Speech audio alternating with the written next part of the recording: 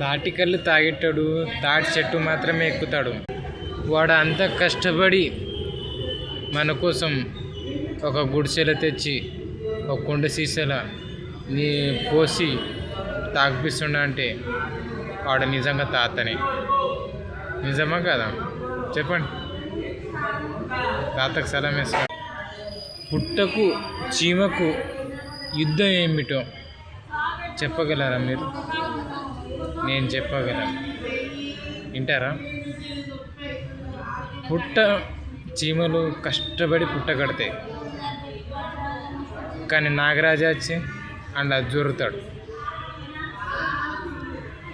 అది పుట్ట ఏమవుతుంది? ఇల్లు నాగరాజుది అవుతుంది కదా. మరి అదే చీమల ఐకమత్యంతో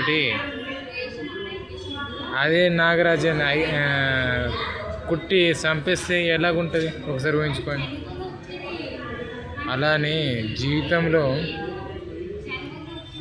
ఒంటరిగా ఉండొద్దు, మనతో పాటు ఎవరైనా ఉండాలి.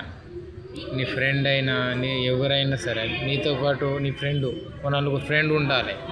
మనం ఒక బతుకుతున్నామంటే, ఆనందంగా బతుకుతున్నామంటే, నవ్వుతూ బతుకుతున్నామంటే నలుగురు ఫ్రెండ్స్తో పాటు నవ్వుతూ బతకాలి. బతకడం అంటే అది బతకడం కాదు. మనం పెళ్ళి చేసుకున్నాం, 2 పిల్లల్ని కన్నాం, పోషిస్తున్నాం, ఫ్యామిలీని నడుపుతున్నాం అంటే అది కాదు జిందగీ. మనకు ఒక బాధ్యతలు ఉంటాయి. మనిషి అన్నాక ఆడదానికి కూడా బాధ్యతలు ఉంటాయి. మగనికి ఎట్లా ఉంటుందో ఆడదానికి కూడా బాధ్యతలు ఉంటాయి. కానీ ఎక్కువ కష్టం మొగడికి ఉంటుంది.